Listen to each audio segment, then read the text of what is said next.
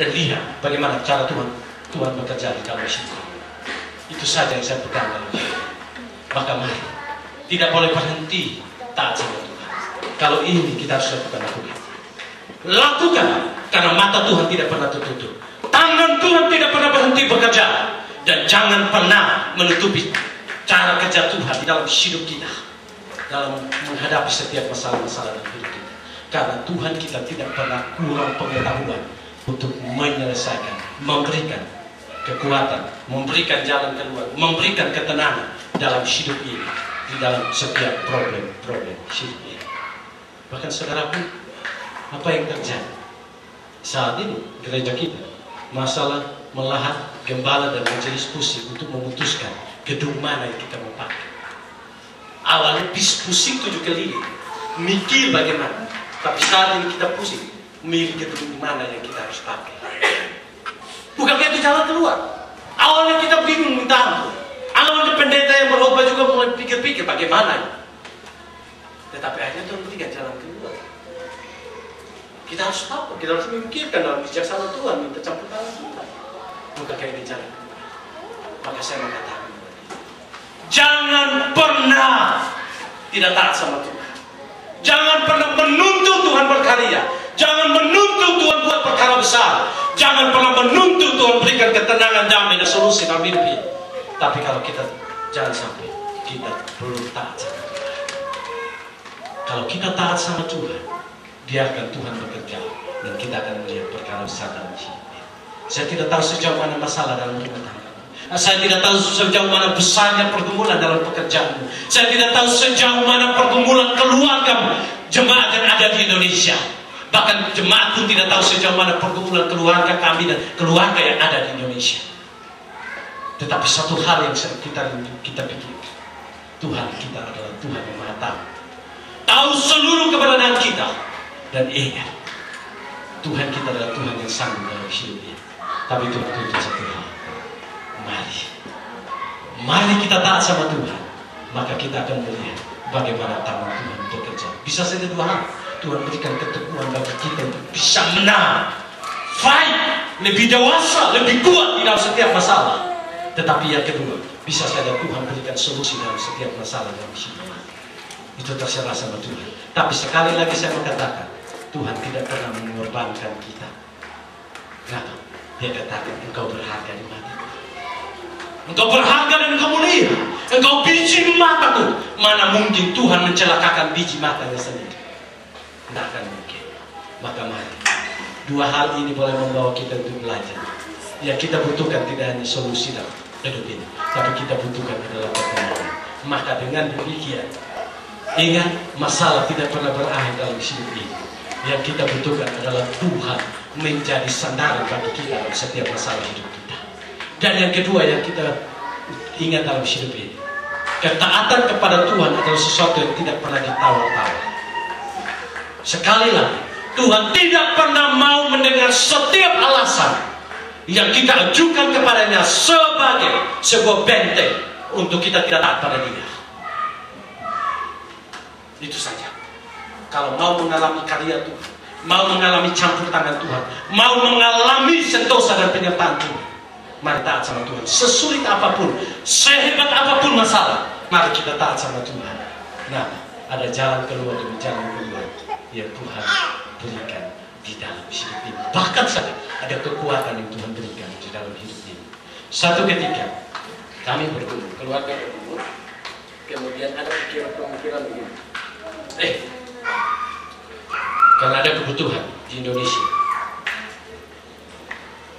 Kemudian kami pikir begini, bagaimana bisa bagi yang ada di sini?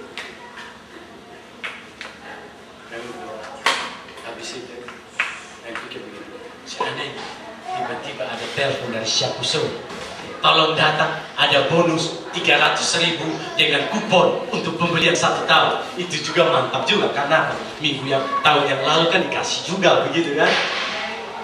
Ada pengharapan seperti ini, tetapi tidak selama jalan keluar seperti ini. Sampai saat ini mana dipanggil-panggil. Bahkan yang datang adalah tagihan asuransi.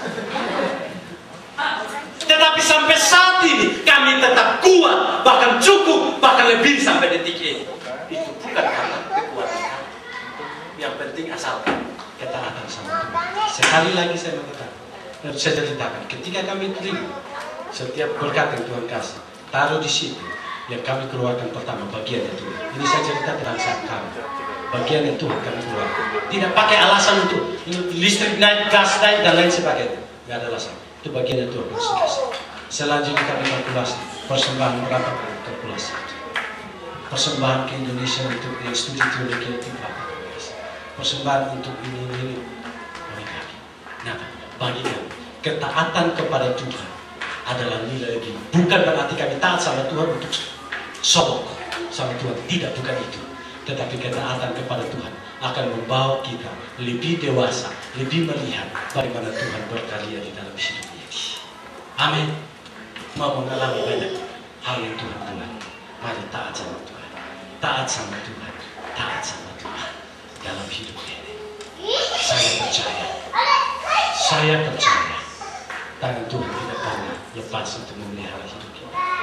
Mata Tuhan tidak pernah tertutup untuk melihat perlindungan hidup kita. Hanya Tuhan tuntut satu hal. Mari kita taat sama Tuhan. Dikatakan dan berbuat seperti apa yang difirmankan oleh Tuhan. Jangan pernah ada alasan di hadapan Tuhan untuk menjadi sebuah alasan untuk membentengi kita tidak taat sama Tuhan. Tapi mari kita taat sama Tuhan. Kalau kita mau mengalami banyak hal di dalam hidup Tuhan. Bukankah Ulangan 28 berkata begitu? Kalau kau taat sama Tuhan, kandungan diberkati, ternakmu diberkati, semuanya diberkati. Mari kita taat dalam hidup ini. Tidak perlu khawatir tentang pemeliharaan Tuhan. Tidak perlu putus asa terhadap tangan Tuhan yang bekerja dalam hidup kita. Tapi gantungkan semuanya sama Tuhan dan yakin semua berkat yang kita terima daripada Tuhan. Bahkan hidup ini pun dari Tuhan. Tuhan tidak pernah lagi memelihara hidup ini. Dan Tuhan tidak pernah kurang berkat untuk memberikan berkat bagi kita. Maka mari taat sama Tuhan di dalam hidup ini. Poin yang kedua yang terakhir lebih panjang juga. Tapi mari, ini berkat penting dalam hidup kita. Dua hal ini, pegang terus kenapa kita bertanya sama Tuhan. Masalah dalam hidup ini tidak akan pernah berakhir. Yang kita butuhkan bukan solusi, tapi kita butuhkan adalah ketenangan dan ketenangan. Yang kedua, ketaatan kepada Tuhan tidak pernah ditawar-tawar. Ketaatan kepada Tuhan adalah sesuatu yang mutlak dalam hidup ini. Dan lewat ketaatan ini kita mengalami bagaimana besar karya Tuhan. Dia kebenaran firman Tuhan yang membawa kita untuk mengerti bagaimana betapa pentingnya kita bertanya kepada Tuhan. Saya mengakhiri pembahasan teks ini dengan teks ini. Biar ada 8 poin yang menjadi alasan kenapa kita bertanya kepada Tuhan. Membawa kita lebih mengerti bahwa berdoa kepada Tuhan, membaca firman Tuhan, bertanya kepada Tuhan bukan sebuah kewajiban, bukan sebuah beban, bukan sebuah paksaan semata-mata, tapi semua adalah kebutuhan mendasar di dalam hidup ini.